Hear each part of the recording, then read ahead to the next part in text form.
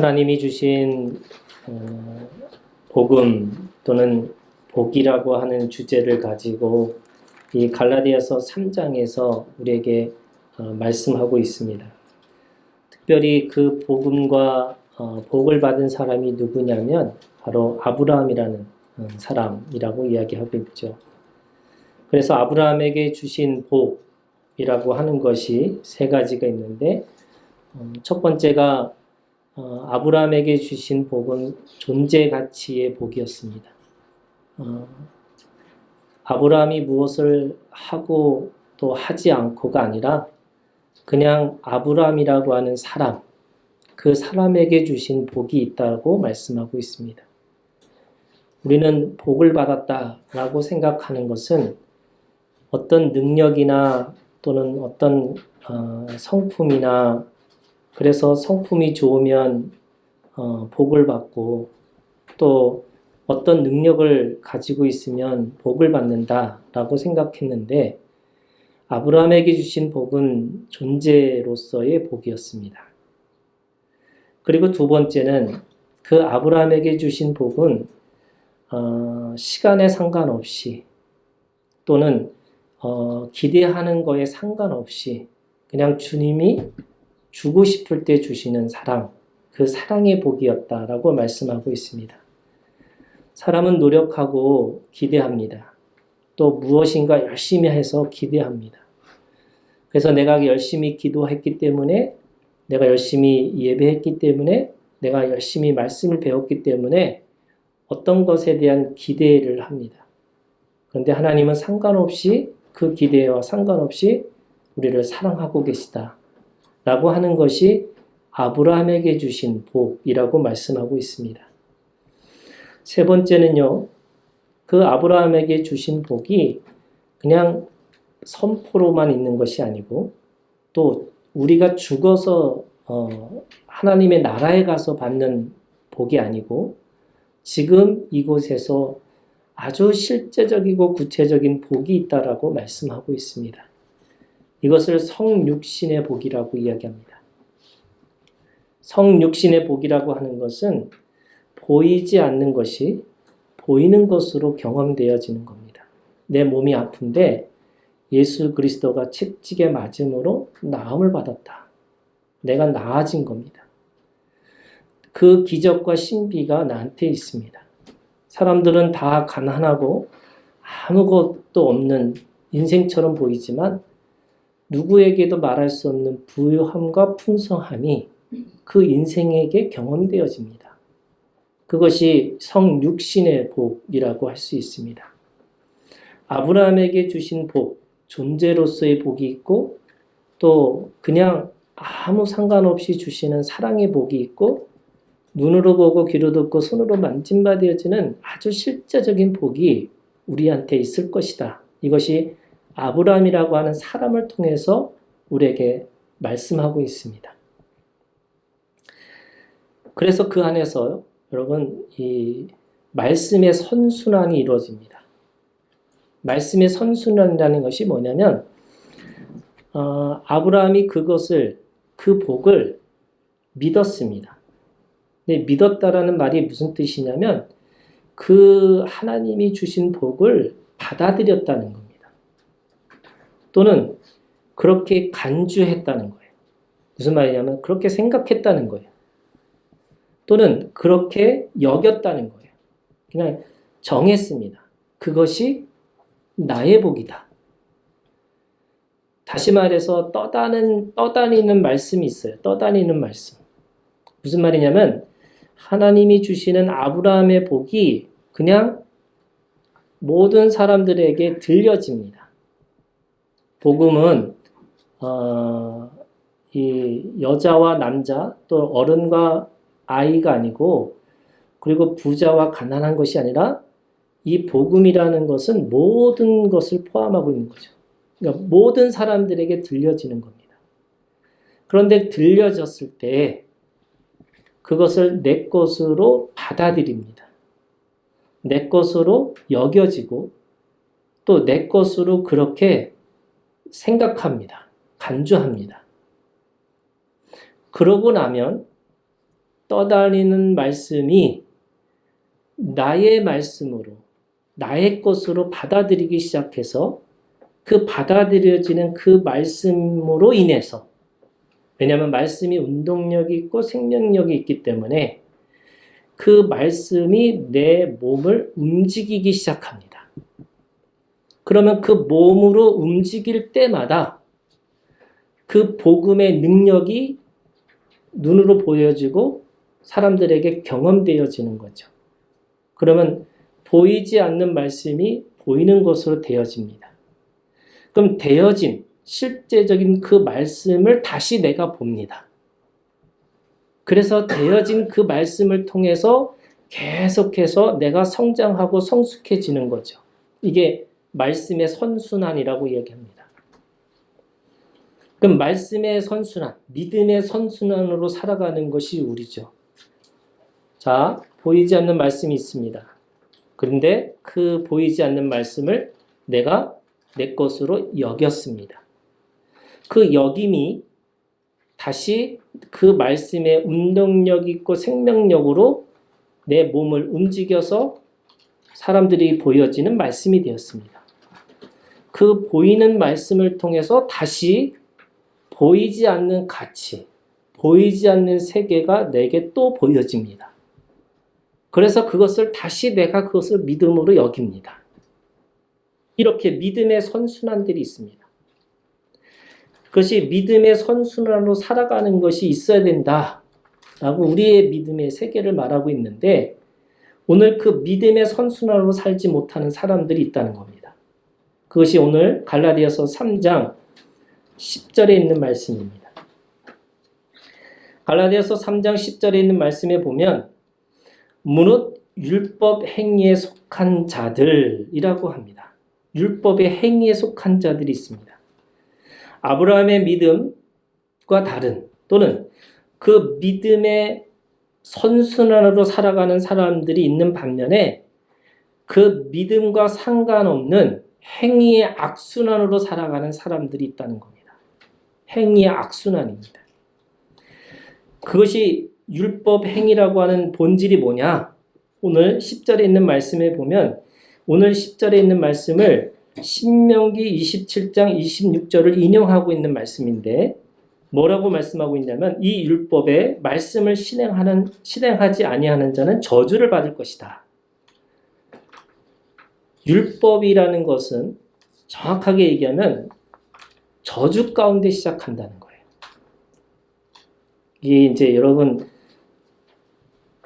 우리가 잘 이해할 것은 은혜와 율법이라는 것이 다릅니다. 은혜는 복으로 시작하는 거예요. 그런데 율법은 저주로부터 시작한다는 거예요. 왜 이 율법의 행위 또는 율법이라고 하는 본질이 왜 저주로부터 시작할까?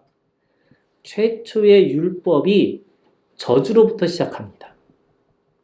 그럼 최초의 율법이라는 거, 원율법이 뭘까? 그것이 창세기 2장 16절에 17절에 있는 말씀입니다. 여호와 하나님이 그 사람에게 면하여 이르시되 동산 각종 나무의 열매는 네가 임의로 먹되 선악을 알게 하는 나무의 열매는 먹지 말라. 네가 먹는 날에는 반드시 죽으리라. 여러분, 이 말씀이 우리가 다시 한번 생각해 보면요, 굉장히 이상한 말씀입니다. 왜 이상한 말씀이냐면, 하나님은 생명이세요. 하나님은 선하세요. 그래서 하나님은 생명, 그 본질, 그 자체이기 때문에 하나님이 있는 곳에서는 죽음도 살리시는 분이시죠. 없는 것도 있으시게 만드시는 분입니다. 왜냐하면 하나님의 생명력과 하나님의 창조력 때문에 그렇습니다. 그런데 오늘 하나님이 뭐라고 말씀하시냐면 죽는다고 말씀하세요. 살리시는 하나님이, 생명의 주인이신 하나님이 죽음을 말씀하시는 겁니다. 죽음은 저주고 심판이죠. 율법은 정확하게 하면 율법이라는 건 하라와 하지 말라가 있습니다. 하라와 하지 말라라고 하는 명령 안에서 지키면 살고 지키지 않으면 죽는다. 이게 율법입니다. 그러니까 율법이라는 거를 우리가 앞에 두면요. 정확하게 얘기하면 이런 겁니다. 죽느냐 사느냐. 이것이 문제로다. 이제 여러분 이게 아주 유명한 대사잖아요. 햄릿의 이 어떻게 보면은 대사입니다. 이 죽느냐 사느냐 그것이 문제로다. 이게 원래 이 원어로 가면은 존재하느냐 존재하지 않느냐 이게 문제다. 은혜는 하나님께서 우리에게 살리는 복을 주셨어요. 그것이 생명의 복이고 사랑의 복이고 그리고 이제는 몸으로 살게 하시는 복이었습니다. 그게 은혜입니다. 그런데 율법은 반대예요. 율법은 처음부터 죽느냐 사느냐. 그런데 더 정확하게 얘기하면 사는 게 아니에요. 그죠? 선악과 선악을 아는 나무를 먹은 자마다 죽는 거예요. 반드시 죽으리라. 그러면 살리는 게 핵심이 아니고 이거는 율법이라는 건 죽는 것부터 시작하는 거예요. 그러니까 죽음이라고 하는 것이 뭘까? 여러분 이 죽음이라는 게 아담에게도 똑같은 문제죠. 이 죽음의 나무의 열매를 볼 때마다 스스로에게 묻습니다. 그죠?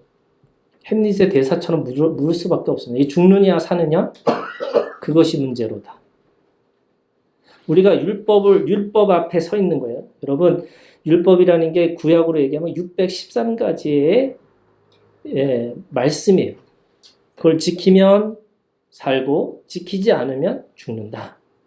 그러면 그 율법 앞에 있는 나는 그것에 대해서 늘 물을 수밖에 없어요. 뭐예요? 죽느냐 사느냐.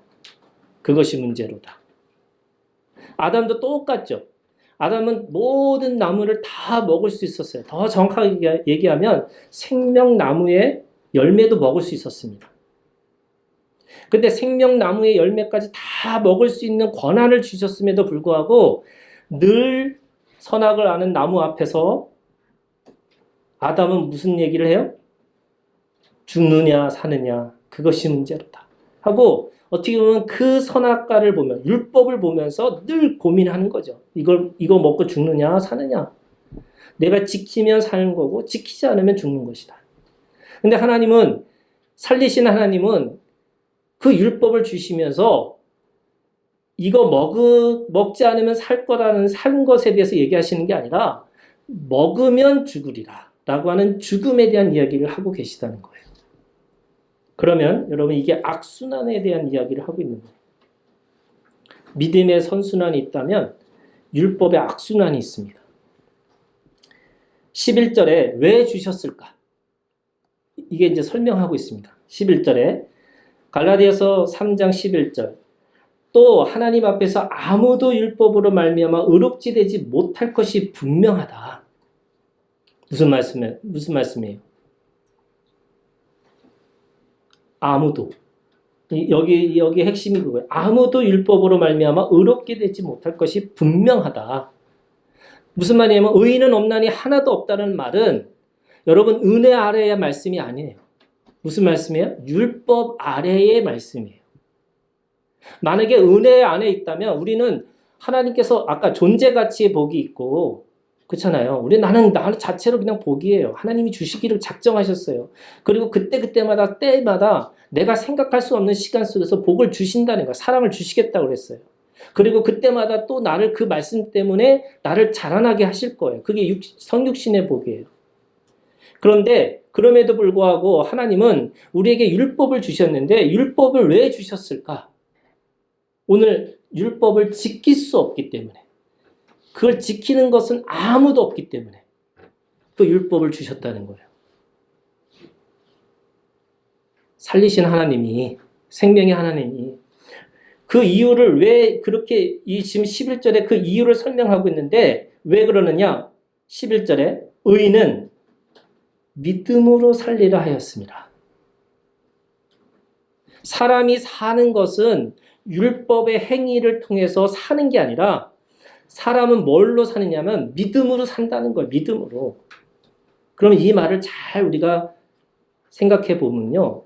하나님께서 모든 동산의 것을 다 먹을 수 있고 딱 하나 선악을 아는 나무를 먹지 말라. 먹으면 반드시 죽으리라고 하는 그 말씀을 왜 주셨을까? 왜 지킬 수 없는 아담에게 왜 지킬 수 없는 그 율법을 주셨을까? 아담도요. 믿음으로 살 수밖에 없는 존재라는 것을 깨닫기 위해서 그것을 주셨다는 거예요. 613가지를 잘 지키라고 주신 말씀이 아니라 엄밀히 따지면 내가 그걸 지키면 지킬수록 지킬 수 없는 존재, 하나님을 의지하고 하나님 앞에 내가 그것을 신뢰하고 살지 못하면 절대로 지킬 수 없는 존재라는 것을 깨닫게 하기 위해서 그 율법을 주셨다는 거예요. 무슨 말이냐면 그 선악을 아는 나무를 볼 때마다 아까 얘기했죠. 죽느냐 사느냐라고 내가 그것을 날마다 그것이 문제라고 하는 그 문제 앞에서 문제 풀이는 뭐냐면 나는 이 문제를 풀 수 없구나. 나는 이 문제를 해결할 수 없구나. 여러분 그 햄릿의 내용이 뭔지 아세요? 숙부가 자기 아버지를 죽였어요. 그리고 그 아버지를 죽인 숙부가 자기 어머니하고 결혼하는 겁니다. 아버지를 죽인 사람을 아버지라고 불러야 되는 거예요.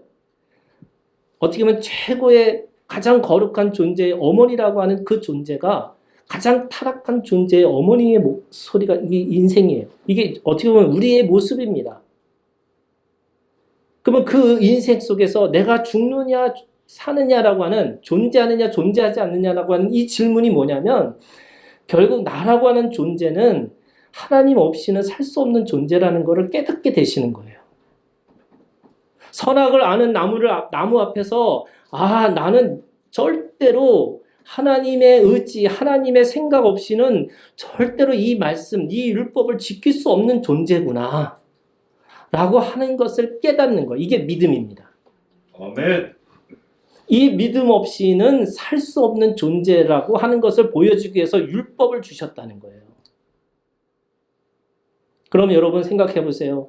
에덴 동산에서 다 먹을 수 있다고 생각하고 내가 다 이름도 짓고 내가 뭐든지 다 자유하지만 그 선악을 아는 나무를 볼 때마다 하나님이 필요한 거야.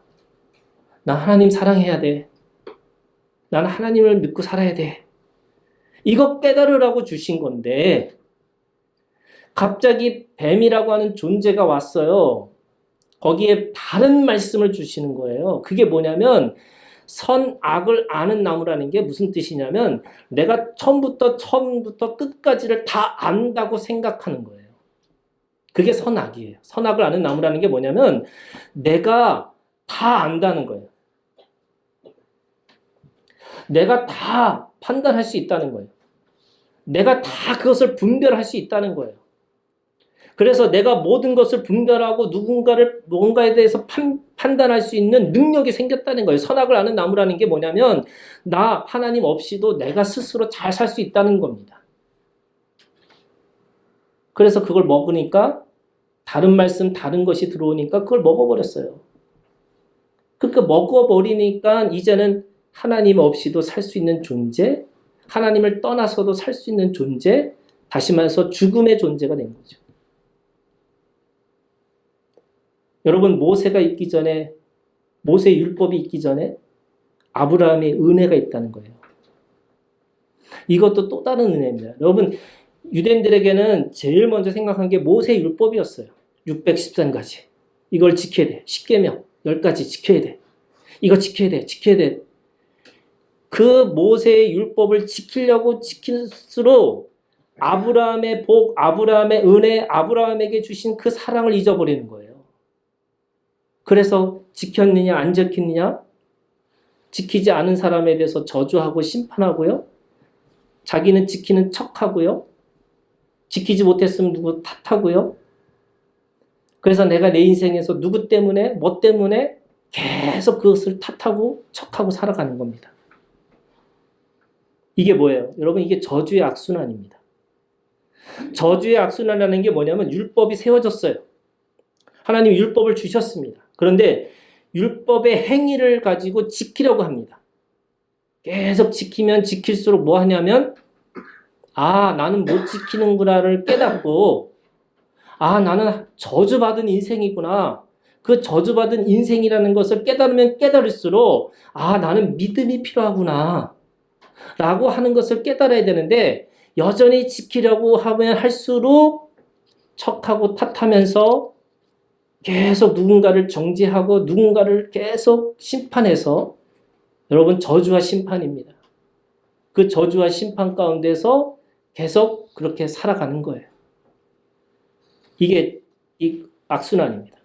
거짓과 분열의 영이 그 말씀이 어떻게 보면 그 거짓과 분열의 영의 말씀을 통해서 자기 스스로를 죽이고 또 다른 사람을 죽이고 그래서 계속 그 고통과 그 수고와 슬픔 가운데서 자신의 인생인 것을 깨닫고 살아가려고 하는 거예요. 보세요. 떠다는 똑같아요. 율법이 있어요. 율법은 선하고 좋은 거지만 그 율법을 지키려고 하는 행위가 내가 그 행위를 통해서 뭐 하냐면 계속 가면을 쓰기 시작하는 거예요.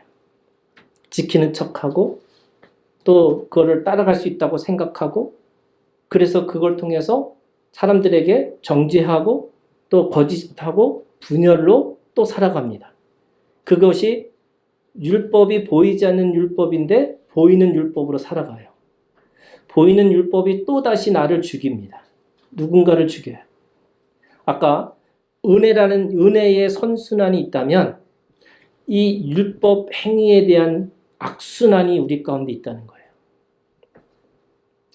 이 저주의 악순환을 끊어버리기 위해서 율법을 행한 자를 보내셨다는 거예요. 그게 12절입니다. 3장 12절. 율법은 저주죠. 처음부터 저주입니다. 근데 율법은 믿음에서 난 것이 아니니 그러면 믿음에서 난 게 아니에요. 그럼 율법은 지켜야 되는 거예요. 그런데 율법을 행하는 자는 그 가운데서 살리라. 아멘. 이것도 이게 완전히 거꾸로 얘기하는 거예요. 여러분, 율법은 저주자잖아요. 율법은 죽이는 거예요. 그래서 결국 죽은 거예요. 그런데 진짜 제대로 죽은 사람만이 율법이 또 살려요. 이게 이제 우리가 가지고 있는 이게 믿음의 역설입니다. 믿음은 어디서 나는 거냐? 믿음은 내가 철저히 지킬 수 없는 존재라는 걸 깨닫는 순간에 진짜 그 율법을 지키신 예수 그리스도로 말미암아 내가 율법으로 다시 살아나는 자가 된다는 거예요. 율법이 죽음의 자리인데 그 율법의 죽음의 자리를 온전히 깨달으면 진짜 내가 안 된다는 걸 깨달으면 진짜 할 수 있는 예수 그리스도를 보게 되고 그 예수 그리스도로 말미암아 우리가 그 율법에서 다시 살아날 수 있다는 거예요. 아멘. 여러분 진짜 내가 안 된다는 것을 아는 사람만이 내가 오늘도 하나님 앞에 감사하고 감동하고 감격스럽게 살아날 수 있어요. 안 그러면 내가 계속 그 율법 때문에 율법의 저주 아래에서 계속 그 저주의 악순환으로 살아가는 건데 저주의 악순환을 끊어버릴 수 있는 것은 그 율법 때문에 율법으로 완전히 죽어야지 진짜 제대로 살아날 수 있다는 거예요. 아멘. 여러분 율법으로 죽으시는 우리가 되기를 주님의 이름으로 축복합니다. 아멘. 이 믿음을 가지셔야 돼요. 율법으로 나는 안 된다는 거예요.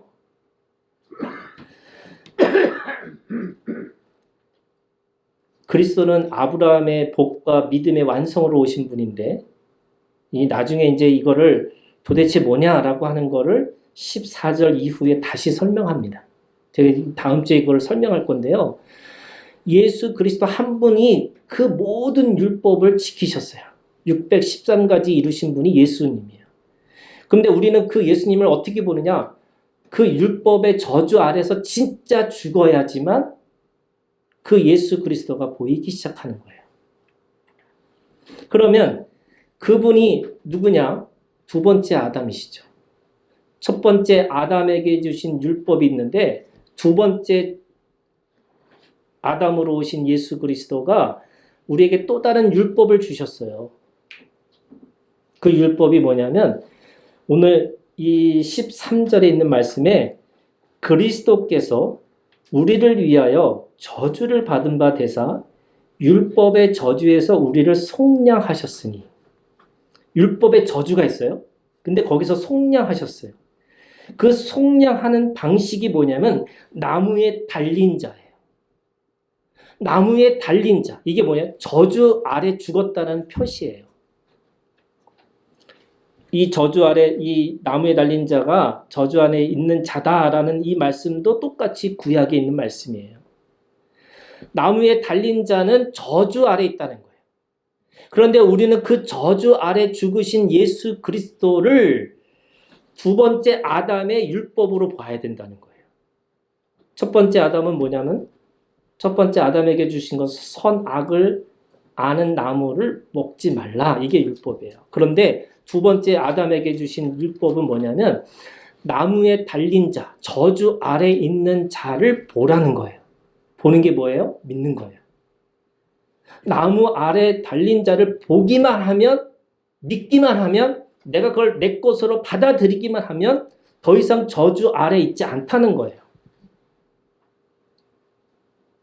그러면 우리가 그 안에 있는 그 말씀, 그 율법을 제대로 받아들이는 믿음을 가지고 살아야 되는데, 이 선악을 아는 나무라는 말은 내가 모든 것을 안다라고 하는 의미로 쓰여졌다면, 내가 이 저주에 달린 이 나무를 보는 이 율법은 절대로 나는 이거를 알 수 없고 지킬 수 없다라고 하는 이 믿음을 가지고 보기만 하면, 그것을 여기기만 하면 오늘 우리에게 주신 아브라함의 복이, 아브라함의 은혜가 또 내 것이 된다는 거예요.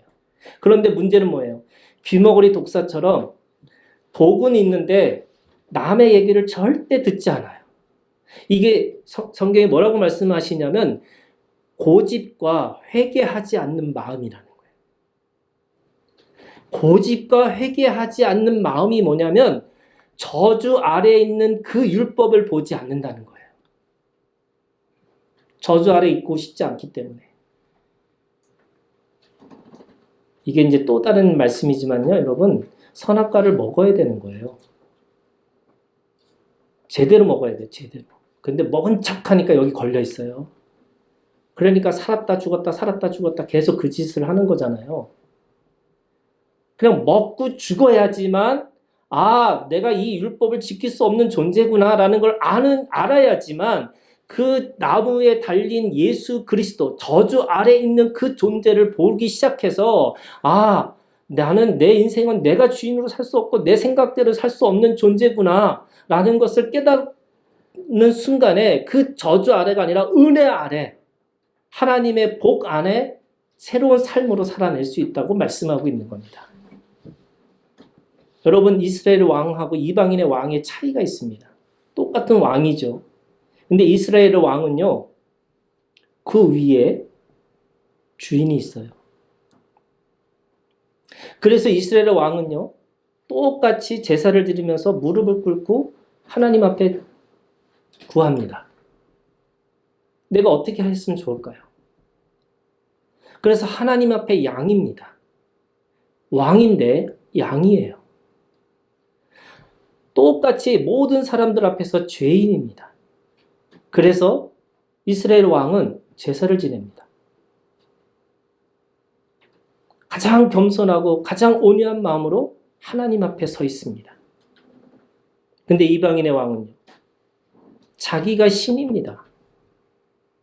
그래서 모든 사람들이 자기에게 와서 절합니다. 자기는 절대 절하지 않습니다. 누구에게도 무릎 꿇지 않습니다. 이스라엘 왕과 이방인의 왕의 차이가 그것이 뭐냐면, 하나는 율법 아래에서 있으면서 그 율법의 저주 아래서 내가 죽은 존재라는 것을 깨닫는 것이고, 이 이방의 왕처럼 어떤 사람은 그 자기가 주인이 돼서 선악을 알기 때문에 자기가 주인이게 돼서 자기 앞에서 뭔가를 다 이룰 수 있다라고 착각하고 살아가는 거죠. 남의 말을 절대 듣지 않는 자. 이게 어떻게 보면 율법의 12절에 있는 말씀, 10절에 있는 말씀에 율법 행위에 속한 자들입니다. 이 율법 행위에 속한 자들은 남의 말을 듣지 않습니다. 그래서 어떻게 보면 겸손함이 없어요. 온유함이 없습니다. 제가 늘 하는 얘기지만 우리가 가지고 있는 이 정권이 어떻게 보면 이런 거예요, 여러분. 권위주의라고 하는 것을 타파하기 위해서 권위를 잃어버리는 거예요. 권위주의가 있어요. 그거 없애야 되는 거죠. 그런데 권위조차 그것을 없애보는 않는 거예요. 우리가 가지고 있는 삶이라는 것이 늘 권위 아래에 있는 겁니다. 왜요? 그게 어떻게 보면은 이 십자가에 달린 자를 바라보는 마음이에요. 내가 다 아는 것 같고 다 믿는 것처럼 보이지만 나도 어느 순간에 예수 그리스도의 믿음이 필요한 존재라는 것을 깨닫는 거죠. 제가 말씀을 가르치고 또 제가 이렇게 성경 공부를 했던 목사님이랑 어제 이렇게 대화를 하면서 어떤 얘기를 하시냐면 그런 얘기를 해요. 지금 시대가 어렵다. 그리고 새로운 시대가 올 것이다. 그리고 새로운 시대가 오게 되면 어떻게 보면 교회도 대부분의 교회들이 다 힘들어질 거고 어떤 분은 30%가 교회가 없어질 것이다. 이렇게 얘기하고 기존의 교회가 다 망할 것이다. 그래서 염려하고 두려워합니다. 심판의 시간이 온다.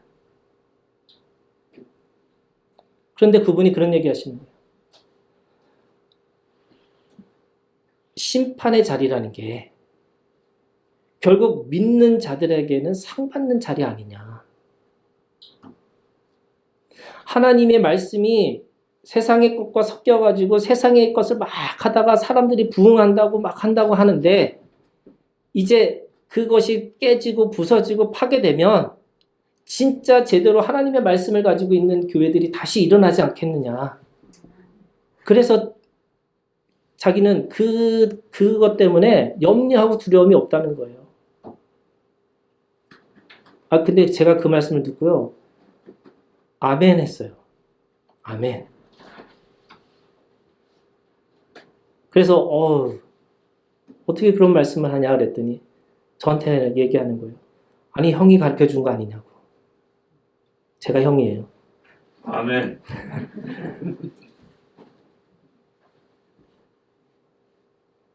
아니 본인이 그렇게 말하고 살지 않았냐고. 그렇게 말하고 나한테 가르치지 않았냐고. 근데 제가 그 얘기를 제가 다시 들으니까 저한테 지고 있는 이 염려와 두려움이 한순간에 그렇지. 하나님의 심판의 자리에서 하나님의 사람들이 일어나서 하나님 앞에 상 받고 하나님 앞에 상급 받고 하나님 앞에 칭찬받고 하나님의 사람들이 다시 일어날 건데 내가 왜 염려하고 두려워했을까? 제가 가르치고 제가 말씀대로 했다고 하지만 그 목사님을 통해서 또 저도 배우게 되는 거예요. 왜요? 제가 다 아는 것처럼 보이지만 저도 저 안에서 다시 한번 깨닫게 되는 거죠. 저도 예수 그리스도가 필요하고 저도 믿음이 필요한 거죠. 제가 만약에 여러분들한테 말씀한 거대로 살았다면 아마 저는 그죠? 교주가 됐을 거예요. 근데 교주가 아니라 저도 주님 앞에 어떻게 보면 어리석은 지도자같이 또 주님 앞에 주님의 길을 인도받을 수밖에 없는 어린 양과 같이 그런 존재일 수밖에 없는 거죠. 말씀한 것대로 살았다면 최고가 됐겠죠. 그런데 저도 저의 연약함 때문에 저의 아픔 때문에 저의 고통 때문에 순간순간 염려라는 것이 두려움이 저한테 엄습해 옵니다. 그럴 때마다 십자가에 달린 나무에 달린 그 저주받은 우리의 모든 그 죄를 속량하신 그 예수 그리스도를 다시 바라볼 수밖에 없는 거죠.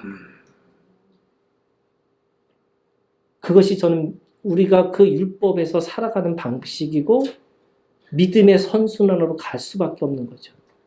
근데 내가 다 아는 것처럼 내가 다 믿는 것처럼 그래서 내가 처음부터 선과 악이라는 그 모든 것을 다 알고 있는 것처럼 살아가면 안 되는 것이죠. 그런데 이 10절에 있는 율법의 행위에 속한 자들은 그렇게 살고 있지 않다는 거예요.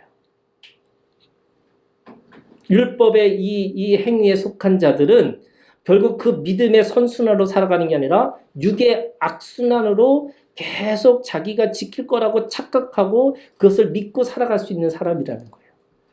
여러분 그게 호세아 4장에 있는 말씀입니다. 여러분 호세아 4장 말씀 보실까요?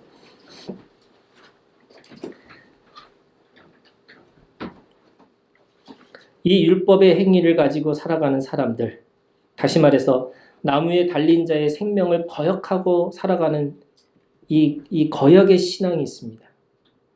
4장 11절에 있는 말씀에 보면 그거를 음행과 묵은 포도주와 새 포도주가 마음을 빼앗느니라 이렇게 얘기하고 있어요. 여러분 성경에서 특별히 이 구약에서 음행이라는 건 도덕적이고 윤리적인 차원이 아니에요. 음행이라는 게 뭐냐면 우상 숭배와 연결이 돼 있어요. 더 본질적으로 가면 하나님은 사랑하는 걸 원하시는 거잖아요. 사랑하는 게 하나님의 목적이에요. 그런데 음행이라는 게 뭐냐? 사랑을 수단으로 쓰는 거예요. 사랑을 이용하는 겁니다. 하나님을 이용하고 하나님을 수단으로 쓰는 거예요. 왜? 자신의 욕심과 자신의 욕망을 가지고 하나님조차도 이용해 먹으려고 하는 사람을 음행한다라고 얘기하는 거예요. 음행하는 사람이 어떤 짓을 해요? 12절 보세요. 그 음행하는 사람이 하는 짓이 뭐냐면 내 백성이 나무에게 묻고 그 막대기는 그들에게 고하나니. 말하지도 못하는 나무에게 물어요. 그 말하지 못하는 그 막대기가 자기에게 가르쳐 달라고 묻고 있습니다. 무슨 말이에요? 그 나무에게 말하지 못하는 나무에게조차도 자신의 욕망과 자신의 욕심을 채우기 위해서 계속 묻고 가르쳐 달라고 하는 거예요. 인격적인 하나님을 보는 게 아니고 인격적인 사랑을 하려고 하는 게 아니고 하나님을 믿는 것조차도 계속 자신의 욕망과 욕심을 채우려고 하는 사람들이 있다는 거예요. 그런 사람이 어떻게 살아요? 13절에요. 13절. 그들이 산꼭대기에서 제사를 드리며 작은 산 위에서 분향하며 꼭대기에서도 드리고 작은 산에서 드린다는 게 무슨 뜻이냐면 그 꼭대기 가면 은혜가 있다고 그러고 또 작은 산에 가면 은혜가 있다고 그러고 맨날 그 왔다리 갔다리 하면서 계속 뭔가를 추구하려고 하는 거예요. 근데 그 추구가 무슨 뜻이냐면 결국 자신의 거룩함과 자신의 온전함을 자꾸 사람들에게 보여주려고 하는 거예요. 그런데 그 사람들이 그 산꼭대기와 산 위에서 특별히 어느 장소냐? 오늘 그 장소가 뭐라고 그랬냐면 참나무와 버드나무와 상수리나무. 이게 다 뭐냐면 부유와 풍성하는 나무예요. 여러분 우리가 옛날에 시골에 가면은 나무가 있잖아요. 그 뭐라 그래요? 이 아주 거룩한 나무들이 있어요. 예, 그 나무를 가서 섬기는 거예요. 근데 그 나무에서 나무에서 특별히 그 나무 어디냐면 나무 아래에서 하니. 참나무, 버드나무, 상수리, 나무 아래에서 하니 이는 그 나무 그늘이 좋음이라. 나무 그늘이 뭐예요, 여러분? 선선합니다. 편안하고요. 거기다가 사람들 못 보는 거예요. 그 나무까지 가려져서 사람들이 못 보는 거예요. 그러니까 음행하기 딱 좋은 장소라는 거예요. 그래서 그 나무 아래에서 자기가 원하는 자신이 요구하는 것들을 계속 신에게 요구합니다. 그거를 호세아 선지자는 뭐라고 얘기하고 있냐면 이는 그 나무 이러므로 너희 딸들은 음행하며 너희 며느리들은 간음을 행하는도다. 이게 음행과 간음이라는 게 그냥 사람과 사람의 간음과 음행이라는 게 아니고요. 하나님 앞에서 어떤 신에 대해서 이용해 먹는 거예요. 이걸 종교생활이라고 해요. 그래서 내가 요구하는 것, 내가 가지고 있는 신념을 가지고 거기다가 붙입니다. 하나님의 이름을 붙여요. 하나님의 뜻을 붙입니다. 그래서 하나님의 뜻과 거기다 명령에다 거기다 붙여가지고 뭐 하고 있냐면 자꾸 자신의 욕망을 채우려고 하나님 앞에 요구합니다. 이게 음행이에요. 이게 간음입니다. 하나님을 있는 자체로 사랑하고 하나님 앞에서 내가 무릎 꿇고 하나님 앞에 그렇게 하나님의 말씀을 지키려고 하면 할수록 지킬 수 없다는 걸 깨달으면서 내가 죽을 수밖에 없는 존재. 그래서 나무 위에 달린 자가 돼야 되는데 나무 그늘 아래서 그것을 받아먹고 그것을 살려고 하는 사람들이 있다는 거예요. 예수님은 나무 그늘 아래에서 사신 분이 아니에요. 나무에 달린 자로 사셨어요. 나무에 달린 자, 저주 가운데 죽으신 그분이 오늘 우리의 구세주고 우리의 구원자고 우리를 속량하신 분이라는 믿음 때문에 나도 나무 그늘에 있는 게 아니라 나무 위에서 하나님과 함께 나무에 달린 자로 사셔야 되는 거예요. 여러분 이 믿음이 있으시기를 바라요. 아멘. 오늘 우리에게 그 말씀하고 있는 겁니다. 이 율법의 행위자들은 뭐 하고 있냐면 나는 거룩하고 나는 온전하고 나는 괜찮아 라고 생각해서 정죄하고 심판하고 있습니다. 그런데 율법에 속한 자가 아니라 내가 은혜 가운데 있는 자는 오늘 하루도 주님 앞에 주님의 은혜를 의지하고 주님 앞에 살려고 하니까 내가 그 저주 가운데 살 수밖에 없는 존재라는 거.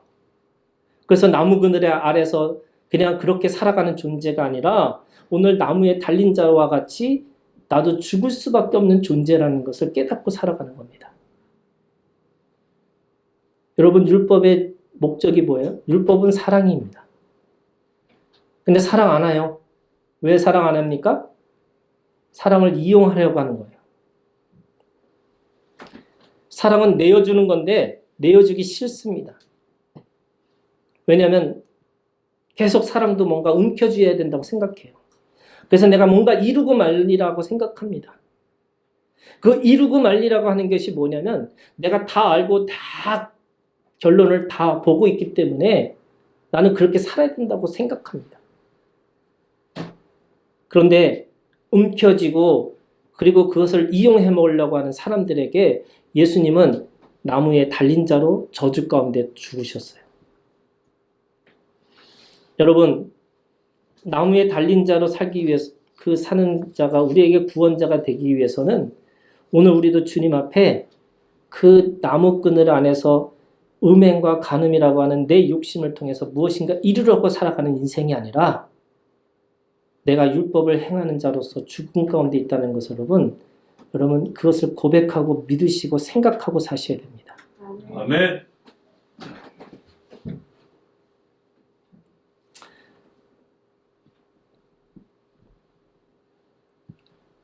나무에 달린 자를 믿는 믿음으로 사는 것. 여러분 갈라디아서 오늘 마지막 말씀이 14절에 보세요. 갈라디아서 3장 14절 말씀.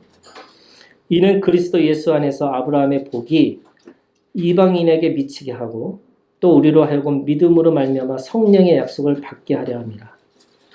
이방인에게 주시는 그 복을 또 성령의 약속의 복을 우리에게 주셨다는 거잖아요.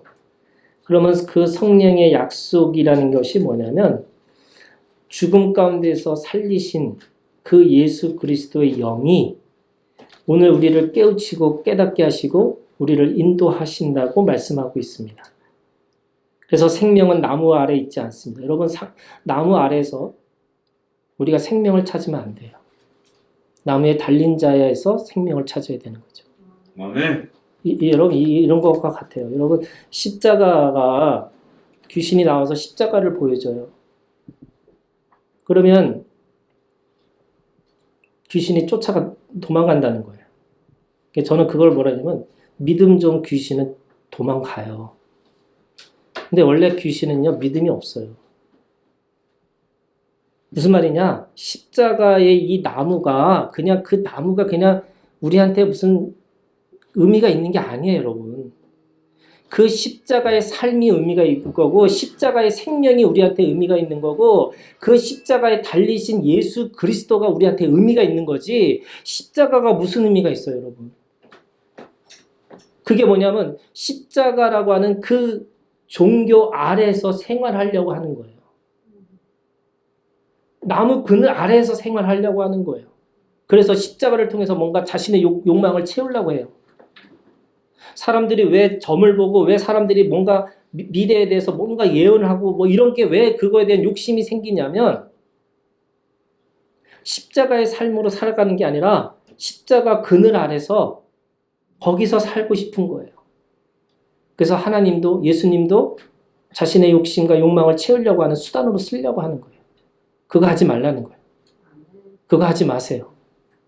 여러분 십자가에 정말 우리가 그렇게 삶으로 산다는 거는 나무에 달려있는 죽음과 생명 가운데 있다는 거예요. 우리한테 진짜는. 우리의 믿음이 십자가 아래에서 또 무엇인가 자신의 것을 채우려고 하는 게 아니고 예수를 또다시 율법으로 여러분 십자가에 못 박는 인생이 아니고 어떻게 보면 그 십자가 아래에서 진짜 내가 죽고 예수 그리스도와 함께 십자가에서 다시 살아나는 자로 살기 위해서는 나도 십자가에서 나무 아래서 나무 위에서 걸린 자로 나무 아래서 죽은 자와 같이 내가 그렇게 믿음으로 살아가는 것입니다. 그러므로 율법의 행위에 속한 자로 살지 않기 위해서는 우리는 음행을 버리고 올바른 사랑을 해야 합니다.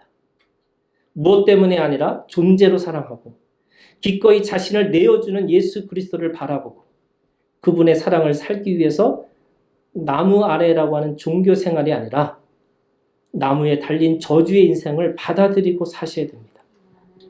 그렇게 되면 예수 그리스도를 믿는 믿음의 세계, 새로운 생명의 세계가 우리 가운데 열릴 것이고 새로운 세계의 비밀과 신비가 저주지만 그 저주가 진짜 저주가 아니고 하나님이 영원한 생명을 주시기 위한 가장 귀한 보배라는 것. 그래서 선악과를 통과해서 진짜 제대로 저주가 무엇인지 그 죽음이 무엇인지를 진짜 제대로 알면 우리가 진짜 제대로 살아가는 존재가 된다. 아멘. 그래서 여러분 믿음으로 은혜로 오늘도 우리가 살아가는 우리 하나교회 지체들이 되시기를 주님의 이름으로 축복합니다. 아멘. 기도하겠습니다.